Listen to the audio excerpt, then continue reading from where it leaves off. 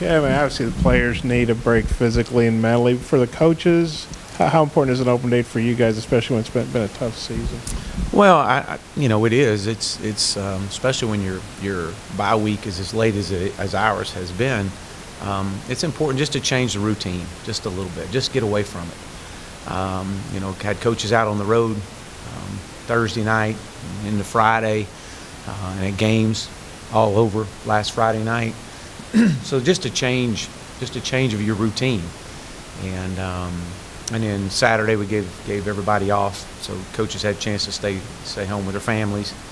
So that was big, and you know, get back in here on Sunday, and as we talked to our players about, you know, we had 20 days remaining, so we're going to sign a one-day contract for 20 days in a row.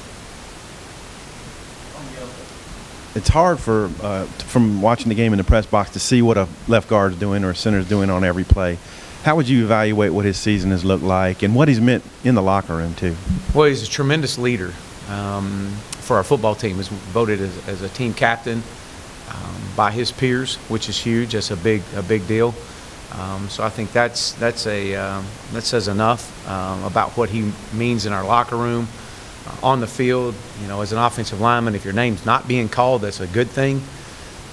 But he definitely has backed that up. Just his toughness, his leadership style, his ability to just communicate and help those younger guys in the offensive line, and just what he demands in the meeting rooms too. So in his work ethic, his demeanor has not changed through the course of the season. I mean, he's been very, very rock solid, and that's what you got great respect for him. Yeah. You know, he's tried to talk it a little bit to me, but I can't speak it, but he can, and so he's a phenomenal leader, one of the better leaders I've been around. Back to the younger players, Silas, where have you got him playing, and Winkle, just positions, what they're doing, and some of those other guys in the offensive line, what you see going forward? I mean, we may not see them in games, but. Well, you know, it's unfortunate that Ryan had the injury that he had that first week he was here, but came back after the surgery and has really progressed. He's working some right tackle and doing some good things, getting a lot of work on scout team. And Silas has been working center and guard, so that's been good. You know, we'd like to transition him to a center, but he's been able to work both over there on our scout team. You know, these guys are also going through, you know, what we call our Power Hour program, which is just a really accelerated weight program.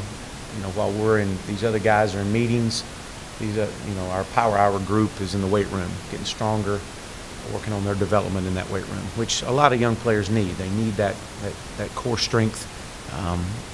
And what we found is it really accelerates them moving forward for the spring ball. I guess other injuries like Pat and Whaley, K-Rich, what's going on with those? We anticipate K-Rich being back. Jeremy is not ready, and Devois, we ran him last week. We'll continue to evaluate him this week to see. We think he's getting close. I mean, I'm sure you've met him at some meetings. Just wondering if you know him at all, if you ever faced him, just kind of what do you think about that? Yeah, no, I've known Coach for a long time. Matter of fact, he's had a couple of my players that played for him. Jevin Sneed played for him when he was at Ole Miss, and so I've known Coach Ogeron for a while. What do you think about him? I think he's a phenomenal coach, an unbelievable recruiter, a great motivator. I think you can see how hard his players play for him. Did you actually go out in the woods? And if so, what did you do? Yeah. And when did you do that? I actually did. And Chandler and I just got away and went and sat in a deer stand and didn't even have any bullets in my gun. Had no desire. I just wanted to sit out there and see some deer and hogs. And so I was waiting to help Chandler clean a deer if he shot one, but he didn't shoot one either. So we just enjoyed being out there and riding around and just getting away. Time to watch like afternoon games? Mm-hmm. I did. Oh yeah. Without bullets before? Never. No, but it was a neat thing. It's kind of like fishing without a lure. You know, just as you wouldn't want to do that, but really had no desire. I mean, I just really wanted to get away, and we spent some family time. Mackenzie came in, and we all just kind of stepped back from the grind that we've all been in, and had a chance to watch Chandler play Friday night, and so that was good. It was a good weekend, but I was ready to be back. And texted our players quite a bit during the time off.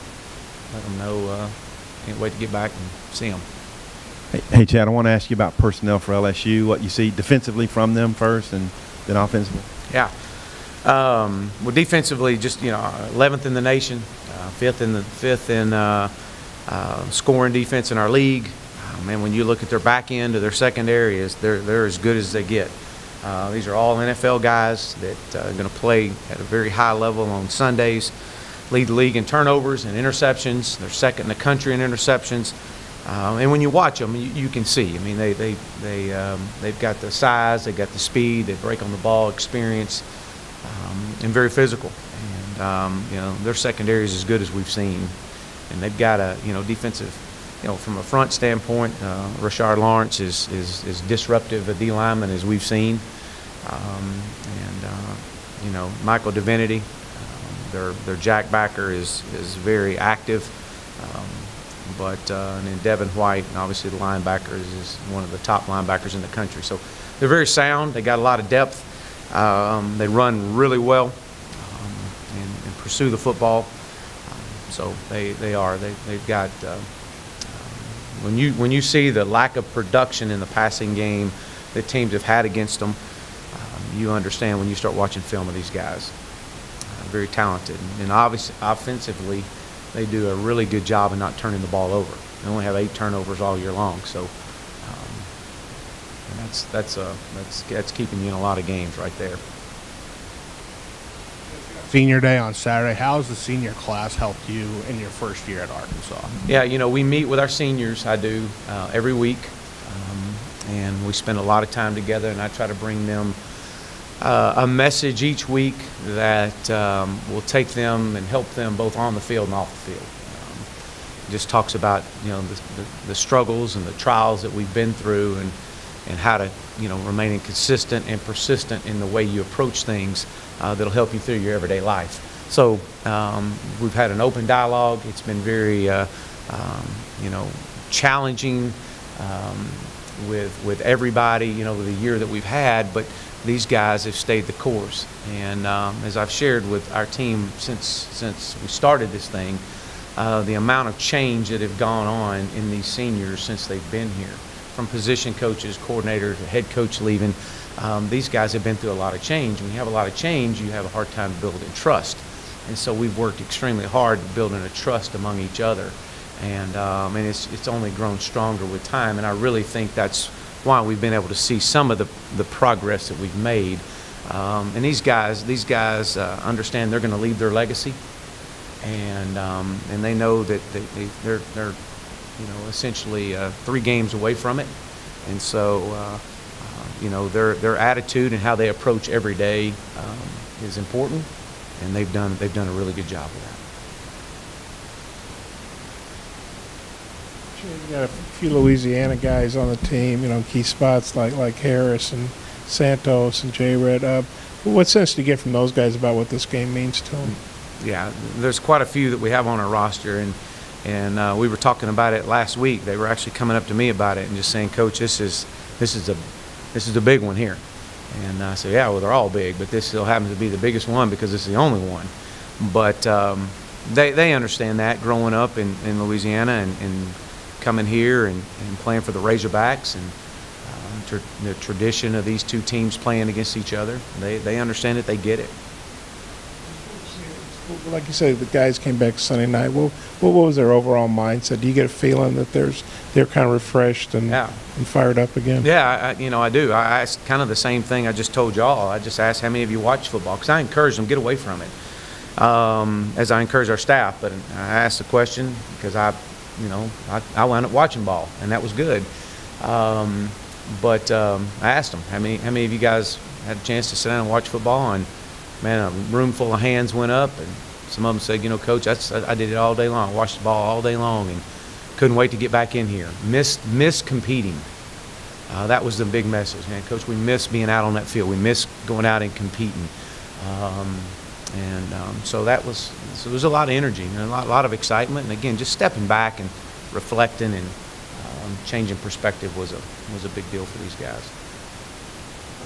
Evaluation period now, contact period coming up, early signing period, visitors coming in this weekend.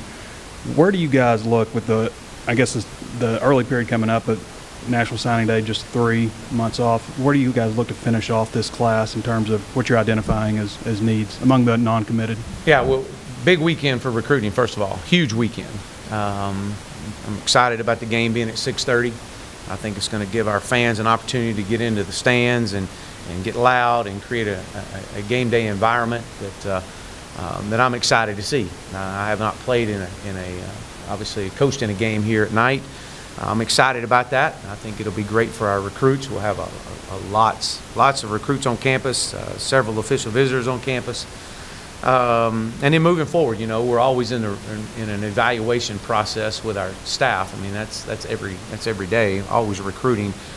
But I think some of the big needs, and we all know, we've got to address team speed. That's been since the day I got here. So we'll continue to address team speed. Offense and defensive line is always a big area, and we'll continue to push that. But I anticipate on December the 19th to sign the majority of our class. I don't think we'll get them all signed on the 19th, but I think we'll sign the majority of them on December 19th. And so.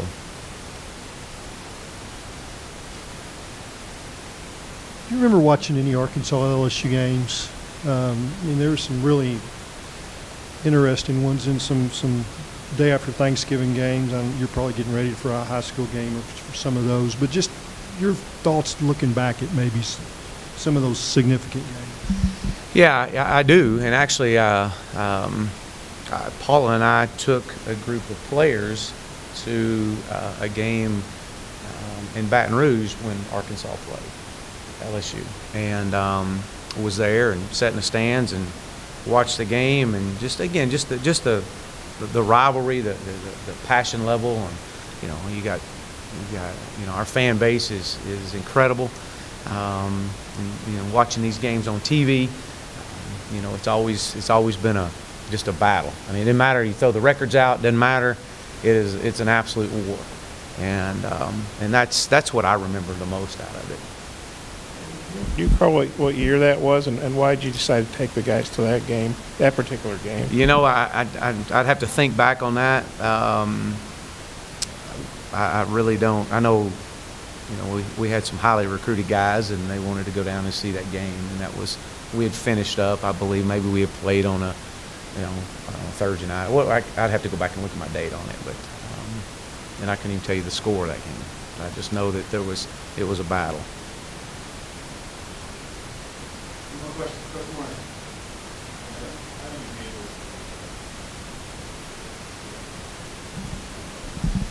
Well, it's an opportunity to honor, the time and the investment that these young men have put in their tenure here, and them passing the torch, and so bringing their families out. We'll bring them out through the tunnel and take a picture on the field with them, and just a normal, but really just our appreciation. And I think we've done a really good job of that all year long of talking about how much we appreciate our seniors. And so this isn't some week that we're just going to say it's all about them, because it's been about them and their legacy. And so we'll continue to prepare and get ready. And these guys understand. They know what's ahead of them. They know that we got a great opponent and we're fixing to play. And these seniors got an opportunity to run out of that tunnel one last time. All right. Thank you.